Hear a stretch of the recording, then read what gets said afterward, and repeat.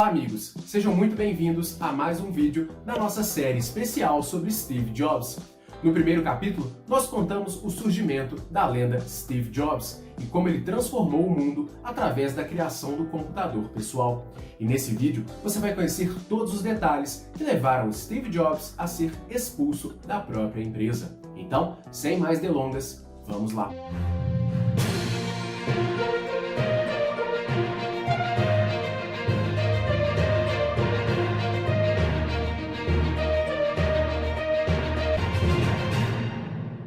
O início da Apple foi explosivo. Cerca de 2 anos depois do lançamento do Apple II, a empresa já tinha seu capital aberto na Bolsa de Valores, um recorde para a época. E o Apple II se tornou um dos produtos mais icônicos da história. A abertura do capital fez com que a Apple ganhasse um prédio, novos funcionários, setores e também se tornasse uma corporação.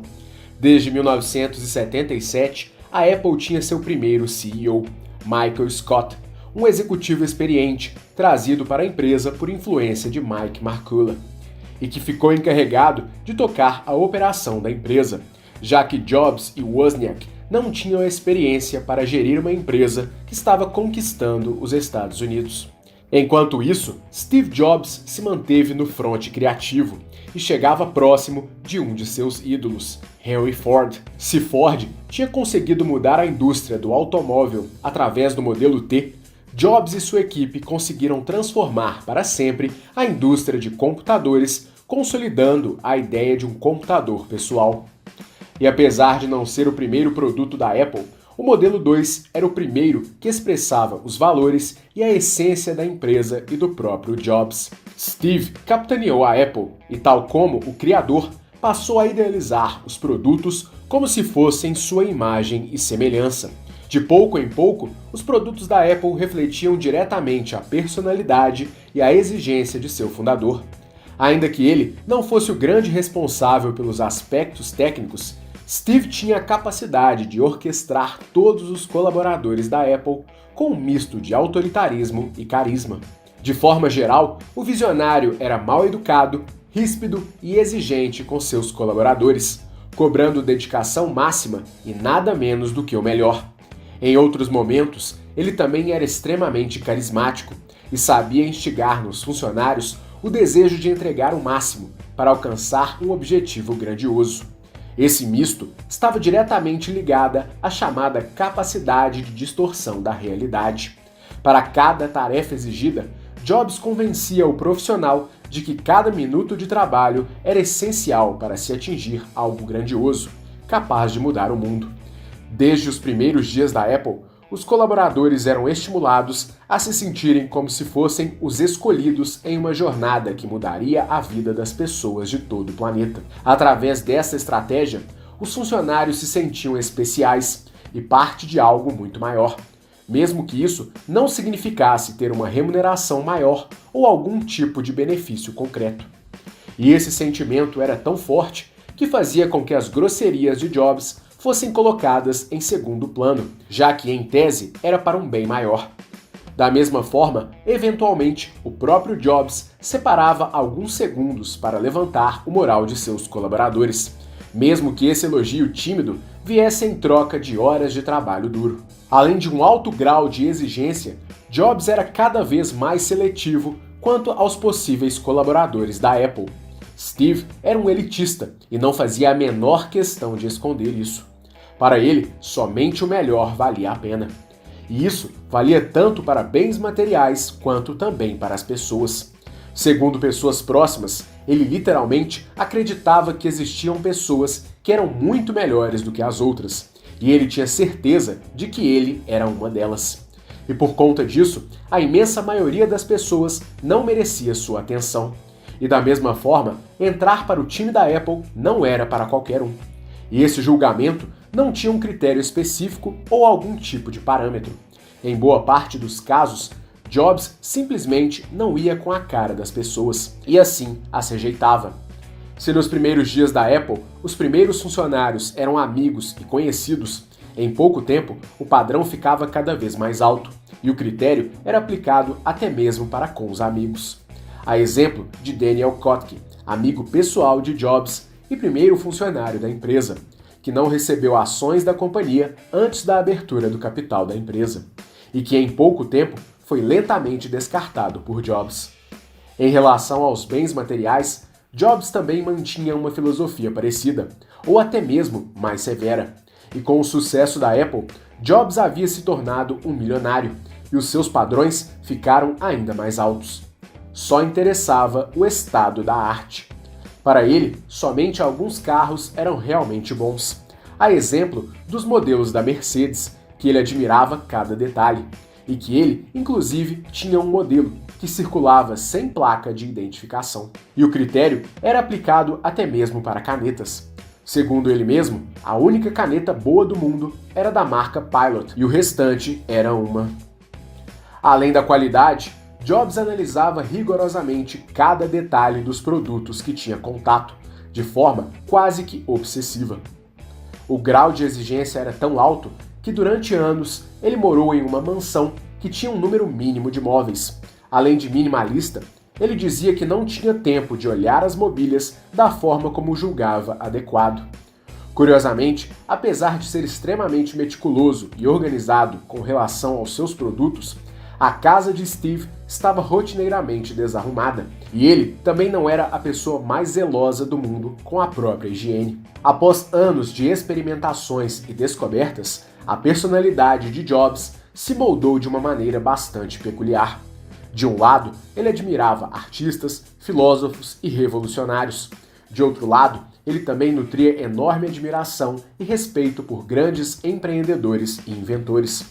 Ele transitava entre o mundo das ideias e o mundo real, unindo assim um perfil que não só passava pelo mundo das ideias, mas também tornava suas visões realidade.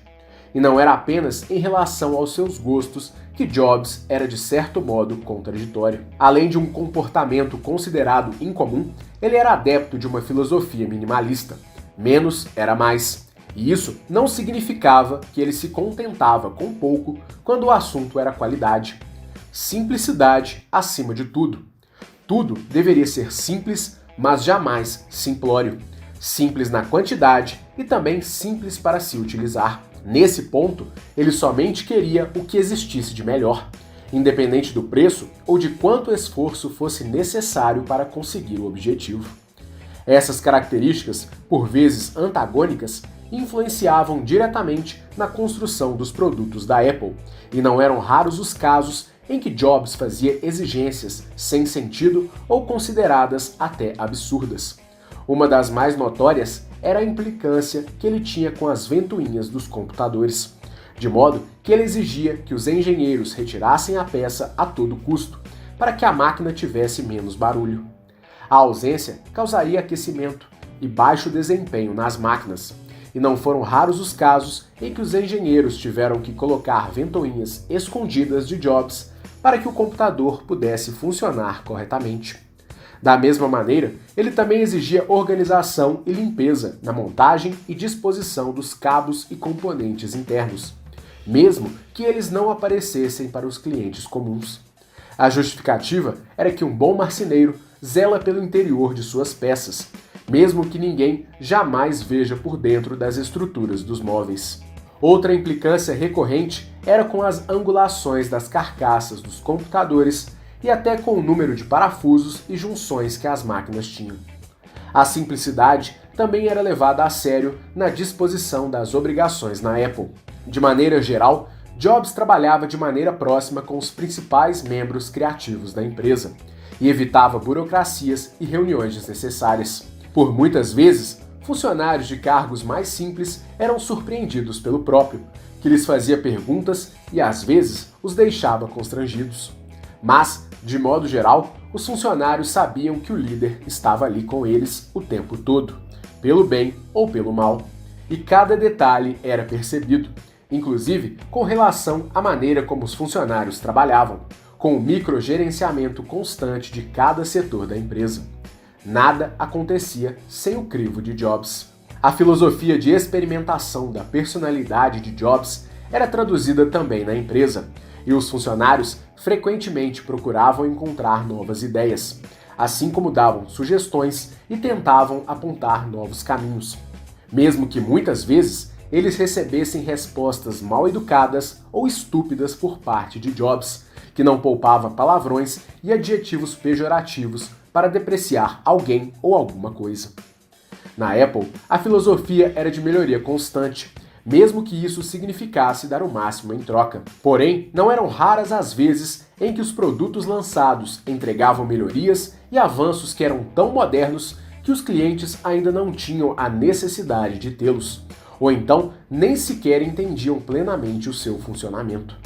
Jobs se inspirava constantemente em Henry Ford e tentava sempre lançar produtos inovadores que mostravam para as pessoas que elas tinham problemas ou necessidades que elas não imaginavam. Não dá para sair perguntando às pessoas qual é a próxima grande coisa que elas querem. Henry Ford disse que se tivesse questionado seus clientes sobre o que desejavam, a resposta seria um cavalo mais rápido e não um automóvel. Na busca de se manter sempre à frente de todo e qualquer concorrente e na tentativa de introduzir inovações, a Apple passou a trabalhar em um novo computador, o Apple III. O objetivo era manter a empresa sempre à frente no quesito inovação, mas, na ocasião, a IBM já havia entrado com força total no mercado de computadores pessoais, através de sua linha de PCs. A nova máquina seria mais do que uma melhoria do Apple II, e tinha Wozniak como seu primeiro capitão, cuidando dos alicerces do sistema da máquina. Porém, Woz teve um acidente aéreo que o deixou impossibilitado de continuar o projeto. Após alguns meses afastado, Woz percebeu que não tinha o mesmo entusiasmo em relação à Apple.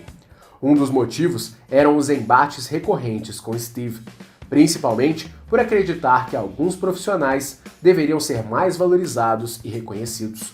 Desmotivado, Wozniak deixou o trabalho na Apple em 1981 e retornou para a universidade para terminar sua graduação em Ciência da Computação e Engenharia Elétrica. Posteriormente, ele passou a atuar eventualmente como consultor e motivador de alguns projetos da empresa. Sem sua direção, o sistema do Apple III ficou prejudicado e sofreu com a influência de várias sugestões de funcionários da Apple e uma insistência de Jobs para fazer modificações internas, como a diminuição do sistema de ventilação. Com essa construção tumultuada, o modelo 3 foi lançado em 1980, mas logo foi um grande fracasso. Além de ter recursos que os consumidores não valorizavam, a máquina apresentava defeitos e limitações e não empolgou. Enquanto isso, o modelo 2 continuava sendo comercializado e atualizado. Mas a atenção de Steve Jobs não estava naquele computador, e sim em algo muito maior. Poucos meses antes, ele e alguns membros da Apple foram até o setor de pesquisas da Xerox, o Xerox PARC, um centro lendário que era uma espécie de templo para os amantes dos eletrônicos e da inovação. Na época, a Xerox estava finalizando uma parceria com a Apple e convidou os membros da empresa para conhecer o parque e alguns dos trabalhos que estavam sendo desenvolvidos por lá. Nessa oportunidade, Jobs teve contato com 3 grandes projetos do parque que a matriz dava pouca importância. Desses, ele somente se interessou por um, mas que faria toda a diferença: a interface gráfica. A invenção estava esquecida no parque, mas Jobs e seus colegas perceberam que aquele sistema era o que faltava para os computadores da Apple e o que poderia deixar a empresa 10 anos à frente de qualquer concorrente, por mais poderoso que fosse. Para completar, aquilo seria o salto que eliminaria os esforços nascentes da IBM. A tecnologia, então desprezada, logo foi amplamente replicada pelos engenheiros da Apple, e Jobs começou a trabalhar em um projeto extremamente audacioso. No ano anterior, a vida de Jobs tinha um novo elemento: a chegada de sua filha, Lisa, fruto do relacionamento com sua ex-namorada, Chrisann Brennan. Entre idas e vindas, o casal ficou vários anos juntos, e por conta disso, Jobs duvidava da paternidade da menina. Porém, por força judicial, Jobs teve de fazer um teste que atestou que Lisa era sua filha. Steve tentou a todo custo descredibilizar o teste, alegando que não havia 100% de certeza no exame. Tentativa que foi ignorada pelo juízo, que determinou o reconhecimento da paternidade. Mesmo depois do exame, Jobs continuou dizendo que não era o pai da criança, e a ignorou durante os seus primeiros anos, curiosamente a abandonando, tal como seus pais haviam feito com ele. E a notícia não ficou restrita à vida pessoal de Jobs, e gerou matérias em revistas e jornais que maculavam o nome da Apple por conta da conduta de seu principal nome. Contudo, Jobs agia normalmente e continuava sua jornada tal como havia vivido os anos anteriores, totalmente focado em sua missão, a Apple. Steve realmente acreditava que sua missão na Terra era revolucionar o mundo através dos computadores, e as possibilidades seriam infinitas, e ainda havia um longo caminho para percorrer.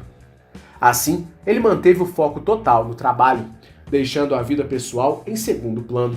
Segundo ele, foco não era se dedicar a uma única coisa, e sim dizer não para todas as outras que não eram importantes. Na ocasião, Jobs trabalhava arduamente para integrar em um mesmo computador uma cópia da interface gráfica que havia visto no parque, e também a inclusão de um mouse em seu novo computador, tal como o mouse utilizado no Alto, o computador da Xerox.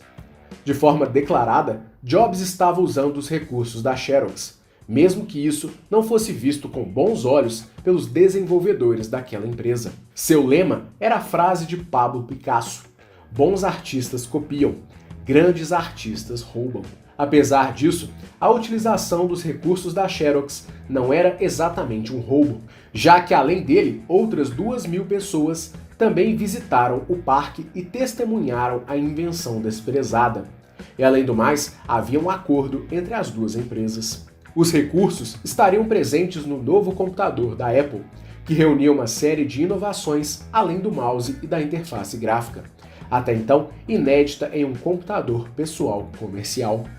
E um novo computador recebeu um nome que foi exaustivamente exigido por Jobs: Lisa, o que, segundo ele, era um acrônimo que significava Local Integrated Software Architecture, mas que depois o próprio Jobs assumiria que era uma homenagem à sua filha, mesmo que ele não a reconhecesse na época.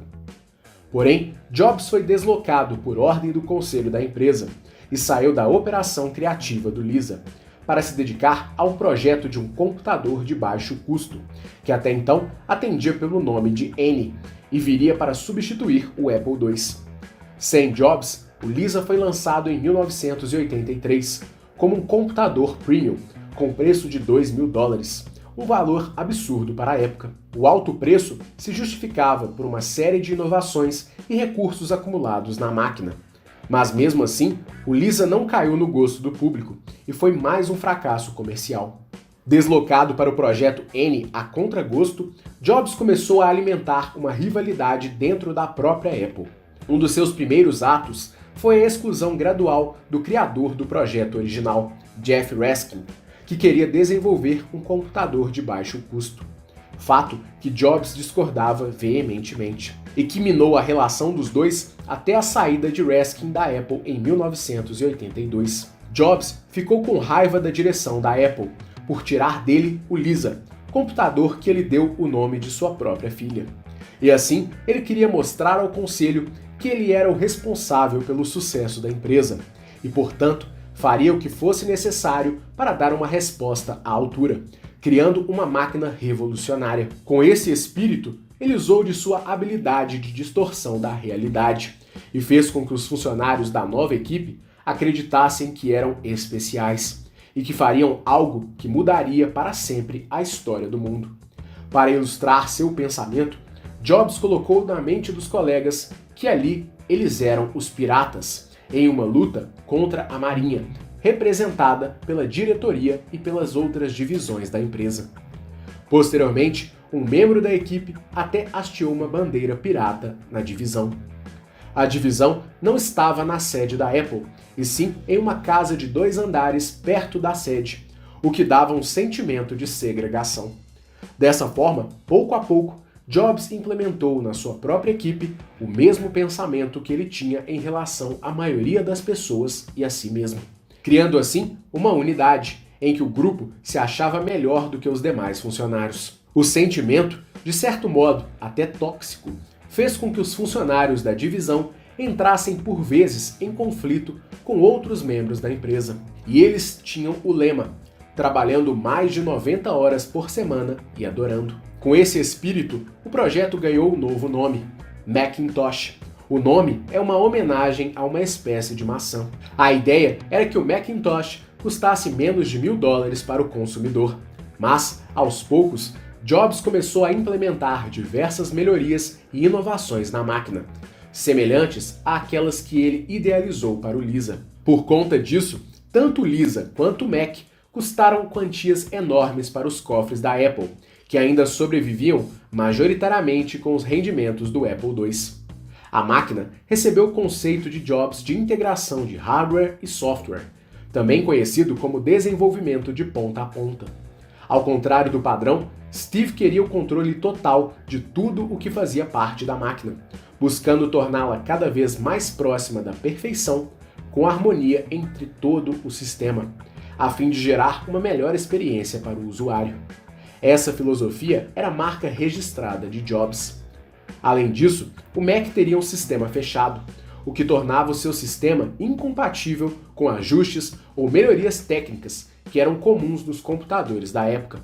O conceito era também uma regra imposta por Jobs, que queria que o computador fosse o mesmo para todos os clientes. E a ideia de sistema fechado era levada tão a sério que Jobs exigiu que os parafusos do gabinete do computador fossem especiais, de modo que somente poderiam ser abertos com o uso de uma chave de fenda específica para o Mac. Em paralelo ao desenvolvimento do Mac, a Apple começou a sofrer mudanças. Primeiro, Mark Markula assumiu em 1981 o cargo de CEO da Apple e passou a ditar novos rumos para a companhia. Segundo Steve Wozniak, Markula foi o principal responsável pelo sucesso da empresa, já que nem Jobs e nem ele tinham noção sobre como desenvolver uma startup ao ponto de se tornar uma grande corporação como a Apple. E para acelerar o processo de desenvolvimento da nova linha de computadores, a Apple celebrou um acordo de parceria com uma empresa de software que ajudaria no desenvolvimento de um sistema operacional para as máquinas. A parceira, que ainda era pequena, era tocada por alguns jovens, sendo o principal deles Bill Gates. E a pequena empresa era a Microsoft. Well, to create a new standard, it takes something that's not just a little bit different.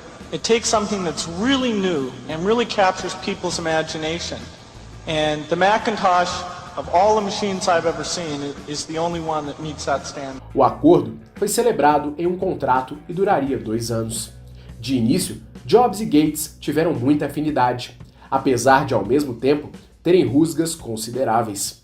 Contudo, Jobs respeitava Gates, pois reconhecia que ele tinha uma visão sobre computadores parecida com a dele. Gates admirava muito o trabalho de Jobs e se encantou pela interface gráfica criada pela Apple, e que até então era uma exclusividade comercial da empresa. E assim, as duas equipes trabalharam em conjunto no desenvolvimento do sistema operacional do Mac, introduzindo uma série de avanços e inovações que levariam o computador pessoal para outro patamar. Os avanços demandavam tempo e esforço, e o prazo de 2 anos expirou antes da conclusão do projeto. Enquanto isso, em paralelo, a Microsoft estava desenvolvendo seu próprio sistema operacional com interface gráfica, o Windows, fato que só foi descoberto mais de 2 anos depois. Na prática, o Windows era uma cópia do sistema operacional da Apple, mas com algumas alterações e melhorias criadas pela própria Microsoft. Jobs e sua equipe descobriram tarde demais e ficaram possessos com Gates, que em sua defesa alegou que os sistemas eram de fato semelhantes, mas não se tratava de uma cópia, pois o Windows tinha características diferentes. A justificativa não convenceu, e a Apple decidiu processar Bill Gates e a Microsoft em várias ações.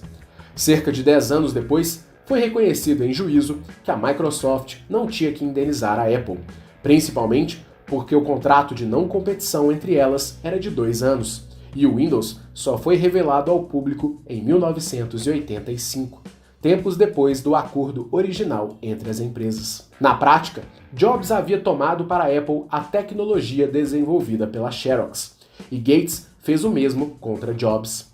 A situação até virou filme, Piratas do Vale do Silício, lançado em 1999. De todo modo, com o Windows, a Microsoft se tornou uma gigante e hoje está presente em mais de 98% dos computadores do planeta. Ao invés de manter o sistema restrito a apenas uma marca, conforme era a visão de Jobs, que fazia o sistema exclusivo para a Apple, a Microsoft licenciou seu sistema para praticamente todas as fabricantes de computadores do planeta. Um modelo de receita infinitamente mais rentável quando o assunto é apenas o software. Em meio a um turbilhão, Mike Markula decidiu se aposentar e a Apple precisava de um novo CEO. E o nome indicado foi de John Sculley, o então presidente da Pepsi. Sculley foi o mais jovem presidente da Pepsi e tinha uma forte experiência em marketing, algo que seria interessante para a Apple. Para complementar, ele tinha um histórico que empolgava principalmente Steve Jobs. John foi o responsável por uma das melhores campanhas de marketing da história, o Desafio Pepsi, uma série de ações que colocava pessoas comuns para tomarem refrigerantes em um teste para decidir qual bebida era melhor, sem saber qual era qual, Coca-Cola ou Pepsi. Na época, a Pepsi foi considerada a melhor opção nos testes cegos, e a companhia causou um impacto expressivo, consolidando a Pepsi como o segundo refrigerante mais vendido nos Estados Unidos, diminuindo a diferença de vendas em relação à Coca e deixando os demais rivais para trás. E mais do que isso, o sucesso da companhia incomodou tanto a Coca que fez com que ela mudasse sua fórmula original, criando uma mais doce com o objetivo de eliminar a concorrência da Pepsi. O caso é considerado um dos mais bem-sucedidos cases e inspirava fortemente Steve Jobs, que acreditava que Sculley poderia fazer exatamente o mesmo trabalho na Apple, desafiar a gigante IBM. Sculley tinha dúvidas se conseguiria enfrentar o desafio, mas foi convencido pessoalmente por Jobs após uma série de encontros. Além de argumentos fortes, Steve disse a célebre frase a ele: "Você quer vender água com açúcar para o resto da vida ou você quer vir comigo mudar o mundo?" Foi assim que, em 1983, John Sculley se tornou o terceiro CEO da Apple e um parceiro que teve uma relação de altos e baixos com Jobs. De início, a Apple lançou o Lisa, computador iniciado por Jobs e terminado pela equipe oficial da empresa.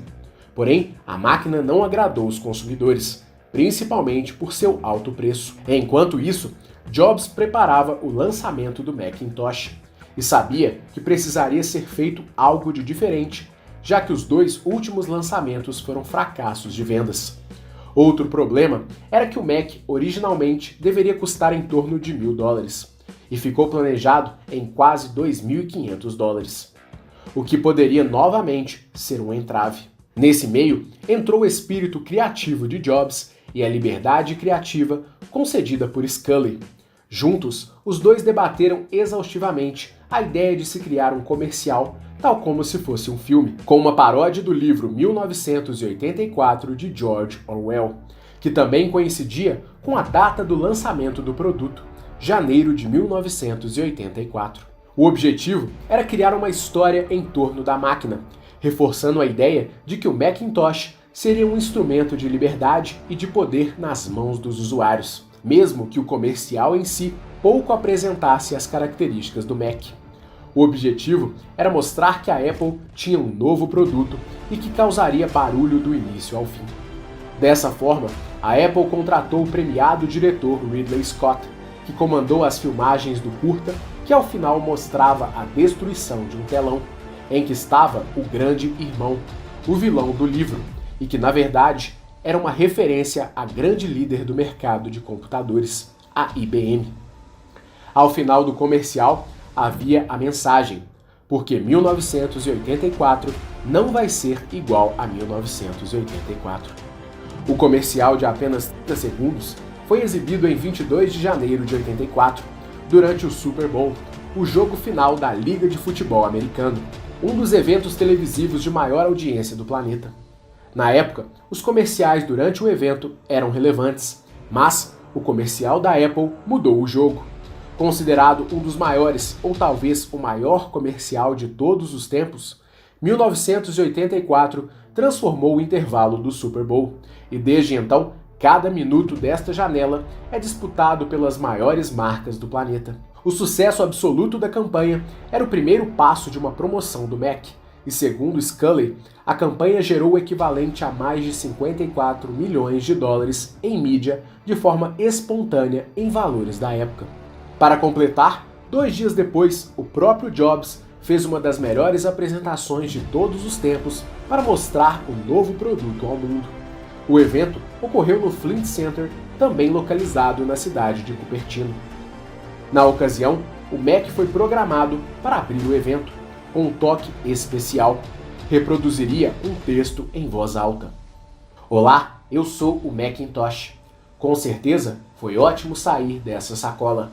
Não estou acostumado a falar em público. Gostaria de compartilhar com você uma máxima que descobri da primeira vez em que entrei em um mainframe da IBM. Nunca confie em um computador que você não pode erguer.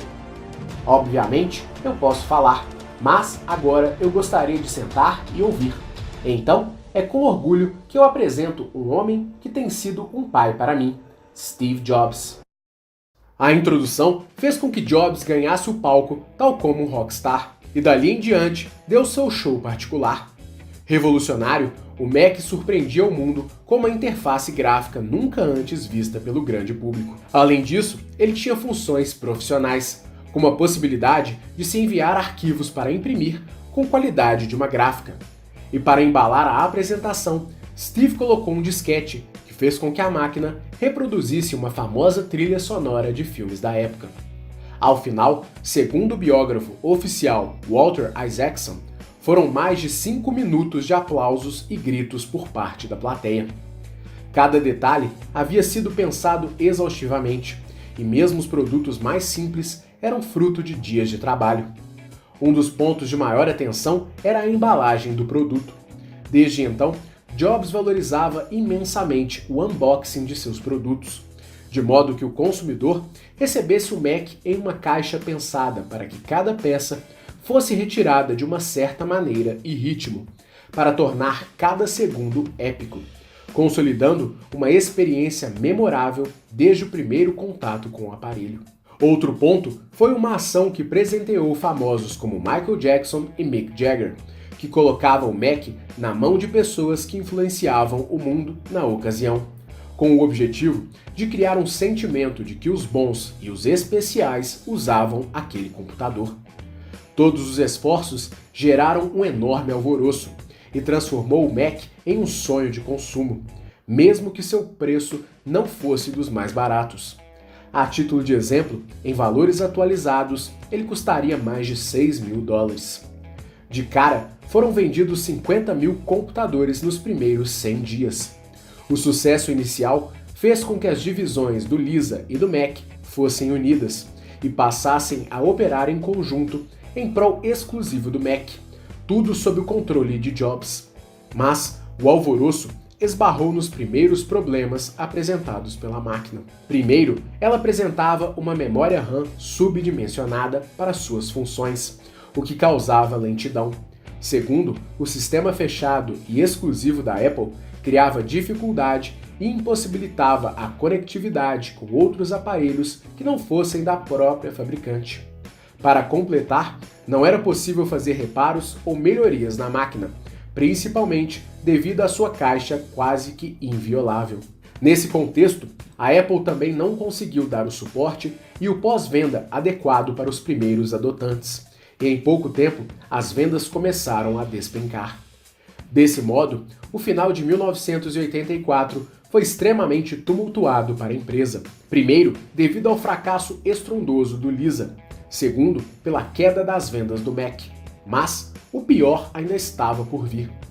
Cada vez mais meticuloso, Steve Jobs começou a tumultuar o ambiente da empresa em todos os setores. Seu relacionamento com John Sculley ia de mal a pior. Se no começo os dois se deram muito bem e tinham interesses extremamente alinhados, a lua de mel durou pouco e deu início a uma guerra. Por conta das perdas recorrentes, Sculley precisava apertar os cintos e controlar os gastos da empresa.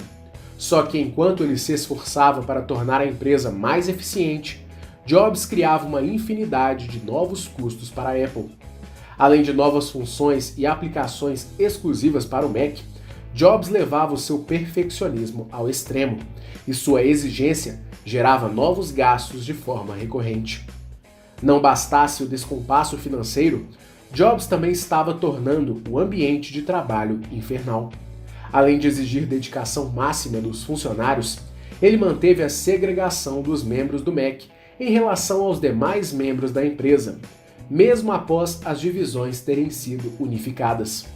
Sem rodeios, ele deixava claro e evidente o seu lado elitista. Para ele, os membros originais da equipe Mac eram melhores do que os demais, e ponto final. E quanto a esse comportamento, Steve era democrático.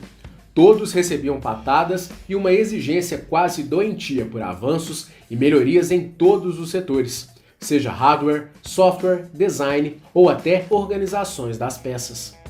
Com esses elementos, a Apple virou uma panela de pressão prestes a explodir.